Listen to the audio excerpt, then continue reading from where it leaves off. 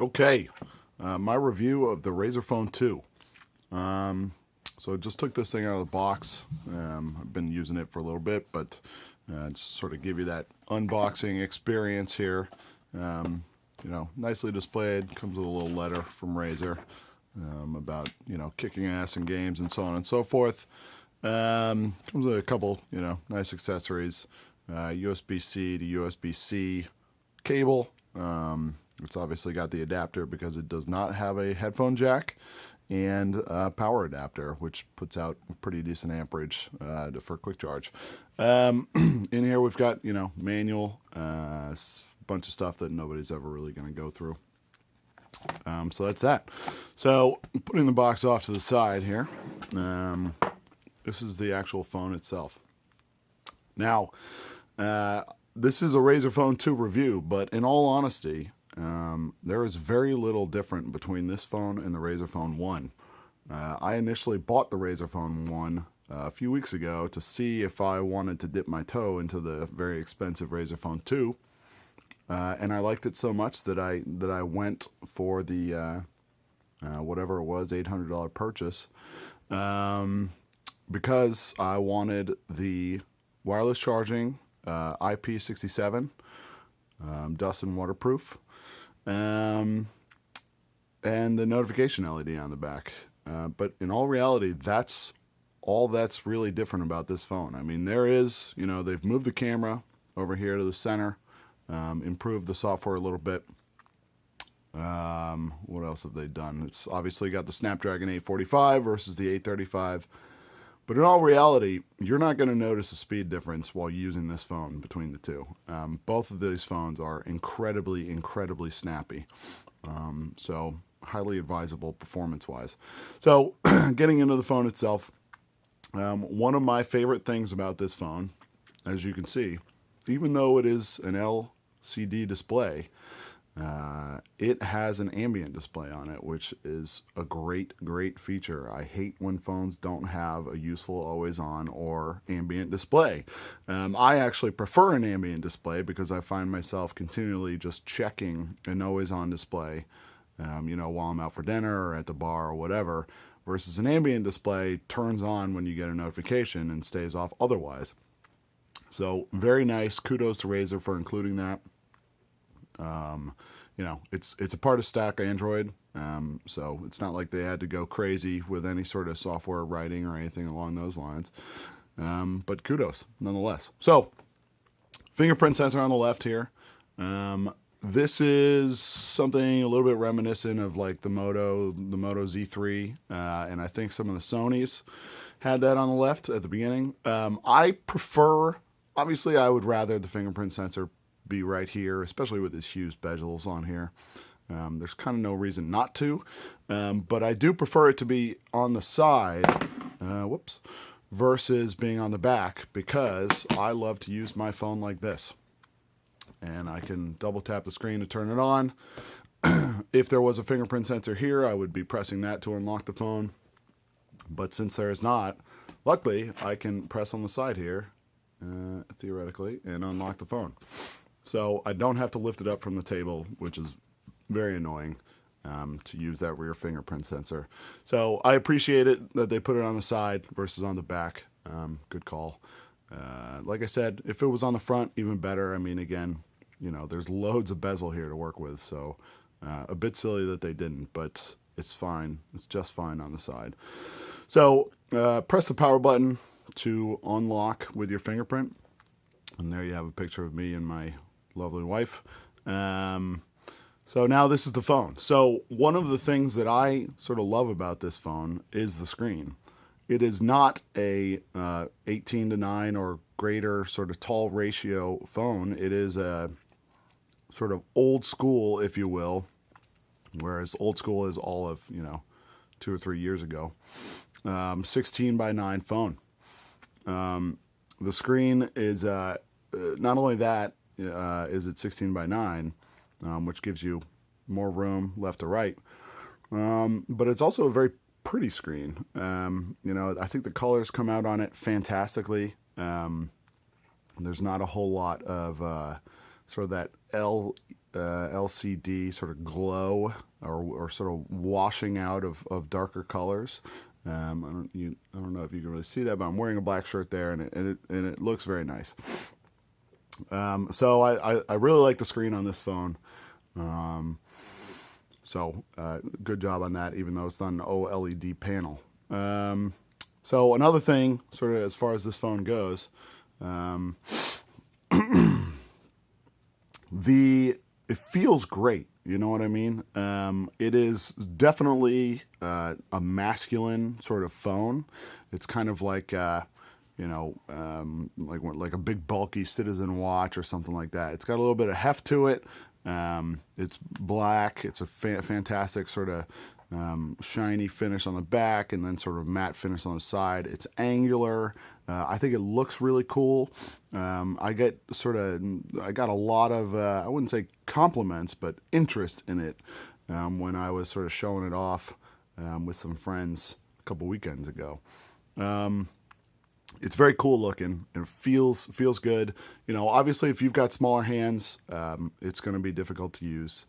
But I love the size of it, and one of my favorite things about the size of it, it having a little bit more width to it, is that I can use it two-handed very easily. And I find that I am able to type much quicker when I am able to use two hands versus just using one hand swipe or something along those lines. So I like that a lot. So then as far as the software goes, there's a couple pre-installed apps, but you're really looking at stock Android on this thing.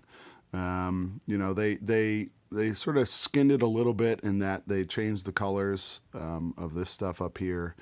And if we go into settings, you can see that they changed those colors a little bit too. They just made it sort of black and white, but it really is just stock Android. There are, a couple additions that you'll see in here. Obviously, you can see right out of the gate there is this. There's a Chroma app, and that is for that rear LED there. So I usually leave that off because I find that it's got a few battery settings here. So you can have it on high, which means that it will basically always be on. And that is high battery usage. That's what they're sort of indicating there, that no matter whether the screen is on or off, this thing's going to breathe, or whatever effect you so choose. And it's going to chew up the battery. So I actually, while it is cool, to sort of have that on and have people sort of see that and maybe comment on it, for the battery loss, it's not really worth it. And there is a noticeable battery loss. Maybe 5-10% per day, something along those lines, and that's just not really worth it for me. So I turn that off. Sometimes I'll put it on the medium battery sort of usage setting where it's only on while the screen is on. So my screen's on right now, but if I turn off the screen, it turns right off, right? So that's kind of cool. But I generally just have it at the off setting, which is, let's see here, let's get back there, low. So what it will still do in the low setting is breathe for notifications, which is very nice. Even though it has an ambient display, sometimes you just want to put your phone face down and attempt to ignore it, and you're able to do that with this. So obviously I don't have any notifications right now, so it's not doing that. But if something were to come in, it attempts to take the app color and make that color appear on that LED. It does a decent job. I've seen blue, I've seen yellow for Snapchat, I've seen green for Hangouts. So it does all right with it. It's definitely cool. I like it. And it's sort of a talking piece. And, with these phones, with these sort of gaming phones, the point of them is to be kind of fun. You know what I mean? So that is sort of a cool, fun thing that you get to play around with. So I just leave that at low for now. Turn on for notifications. One thing that I did notice with this phone, and it took me a little while to figure out, was you have to have the sound on. You cannot be in Do Not Disturb mode and get those notifications, which does kind of make sense, but it's not really the behavior of other Android phones. Usually if the first thing I do when I set up these phones is I put them in Do Not Disturb mode. Because I don't want the sounds, I just like to check my phone when I check it. But I did notice that if you are in Do Not Disturb mode on this particular phone, and hopefully you can see that I'm turning the volume down there, yeah. I did not get notifications on my Galaxy Wear watch, and I did not get notifications on that rear LED, so that was a bit weird. So basically what I do on this is I leave it at the lowest volume at all times. Hopefully you can see that. Yeah, right there. It barely makes any noise. There's my dog walking into the room. One of them anyway. And that's just fine. So that's the Chroma app, which is literally just for this guy here. And then there is the Game Booster app. So I'm not entirely sure what this does. My guess is it overclocks the, it doesn't overclock, but maybe it keeps the cores at a higher speed or something along those lines, or maybe it clears memory more aggressively or something like that. There's 3 settings. So there's custom, where you can add games where you want it to go into performance mode. There's power save mode, which presumably just never switches from the sort of standard running mode versus performance mode, where it will, like I said, I think it clears the memory more, and I think it keeps the cores running at a higher speed, but I'm not really sure. I know that this is not an overclocked Snapdragon 845 like the ROG phone. So that's my best guess. And I did notice a decent jump in Antutu scores when I kept it up at performance. I think the best I was able to get out of this thing was about a 285,000, which is pretty solid. You know, it's not blowing away. You know, the 2018 phones, it's right there in the pack, but it does fine. Now, again, with that said, that Snapdragon 845 is so fast that you really don't have to worry about the performance. I mean, you don't need this thing to get the absolute best performance in an Antutu score. I mean, this thing is so quick, as was the previous generation one. You're only ever going to notice that new Snapdragon 845 processor when you're playing games, being able to raise the frames per second a little bit, or raise the graphics settings. So another thing with this phone is it has a 120 hertz display. The ROG phone has a 90 hertz display. This one goes up to 120. And again, you cannot see it on YouTube videos. It is really nice. I mean, the biggest jump for me is when you go from 60 to 90. So that's typically where I leave it. But transitions are so incredibly smooth on this thing. And I never thought that I would notice that sort of thing. But it's so smooth. I mean, this has to be the smoothest running phone I've ever used. It's really incredible. As was the Razer Phone 1. I mean, they did a really good job at just leaving this as bare bones Android, and there is zero lag, and scrolling is fantastic, smooth and lovely, really cool. So I typically leave that at 90 hertz. The higher you set that, the more battery is going to drain. So I like to leave it around 90. If I really wanted to say, get the most out of the battery, you could drop the refresh rate down to 60, and then I can also go in and drop the res down to, I think it's let's see here, 1080. So I leave it at 1440 and 90 hertz, just for typical day-to-day stuff. The battery lasts more than enough to get you through the day easily. I'm not getting amazing battery life out of this thing. I mean, 4 hours easy screen on, over a couple days. If you're doing just one day, I'm sure you could probably get 6 or 7 hours screen on time out of this thing. It's more so the passive battery drain that I'm noticing the most. It's just stock Oreo, so it doesn't have any sort of watchdog to kill processes and things like that. And It does all right, but stock battery drain is not fantastic on this thing. So let's just sort of go through all the settings here. This won't go away. Set night-like schedule, even though I did it and whatever, turn it on, turn it off, etc. I don't like night light. I think it's annoying, so I don't turn it on. But they refuse to get rid of that. Yeah. I can dismiss it, but it'll come back. Whatever, no big deal. So very typical stock Android stuff here. You're not going to see anything particularly different than any other stock Android phone, Pixel, Nexus, you name it. So battery, again, very typical stuff. It does have the option for the ambient display and lift to wake, which is very nice. Basically what that is, you put your phone down, pick it up, boom, on comes that ambient display to show you whatever might be sitting there and waiting for you. Also, it'll wake for new notifications, so I like that a lot. Kudos. Let's see here, sound. So it's got Dolby Atmos, which is configurable through here. I haven't noticed a huge difference. I mean, it's kind of like fiddling with the equalizer on your car. I think it just sort of changes treble and bass and so on and so forth. But it's nice. I mean, I leave it on dynamic. The speakers are incredibly good on this. Maybe I can attempt to play some tunes for you here. Let's see what I can find. Da da da da da da da.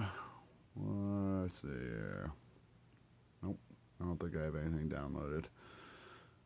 Let's try this. So, not that you're really going to get an impression through this, but it is very, very loud. I am having to speak up quite a bit now. And then I can go in here and fiddle around with this. And, I notice a little bit of a change. But it's good. The speakers are really good on it. As they should be. They're enormous. So they're very good. Obviously, the speakers are housed in these left and right sides here. And you do get stereo sound out of them for playing games and things like that, which is really nice. If you don't want to wear headphones. Some games, particularly the online competitive games, you need that stereo sound. So that's really nice. So let's see here. Storage. I got what did I get? I got the 64 gig one, which is always plenty for me.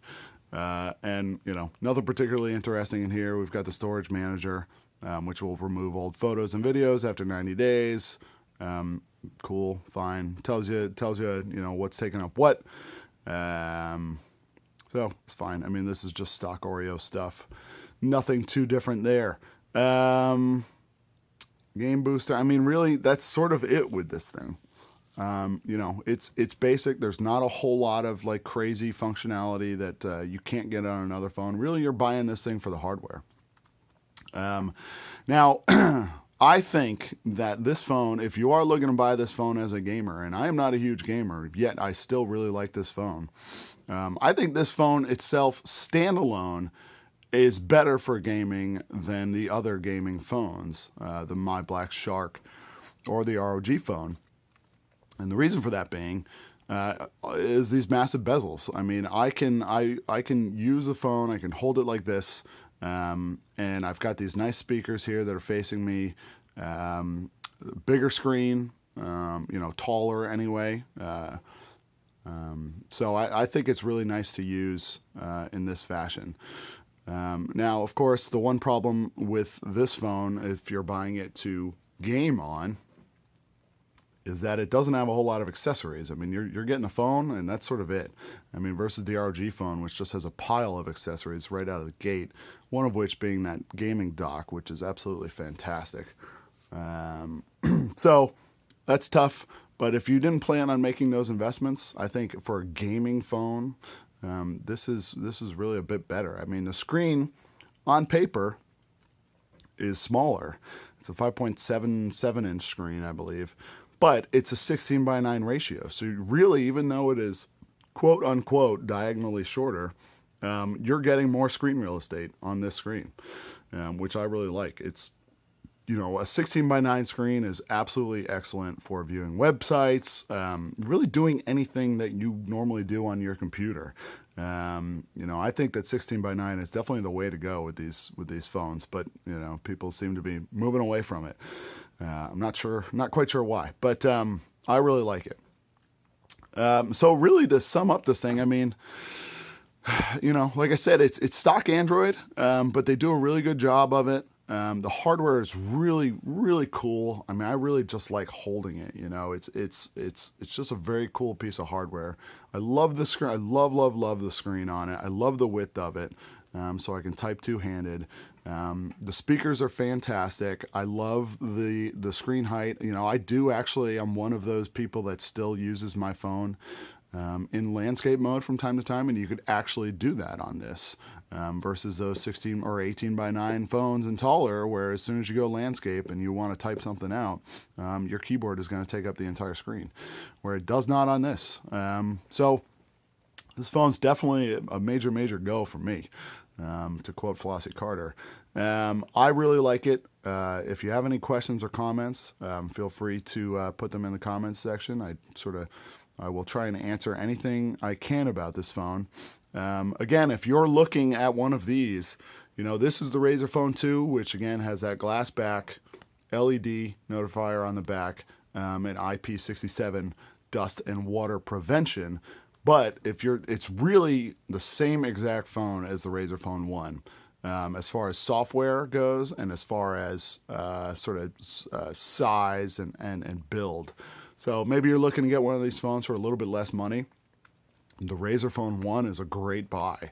I think you could get one damn near in the 300s by now. And I tell you, user experience wise, even though it has that older processor, that 835, it is a really, really nice user experience on that phone.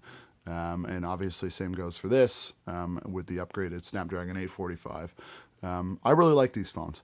So that's sort of it. Yeah. Any questions or comments? Feel free to ask away. All right. Thank you.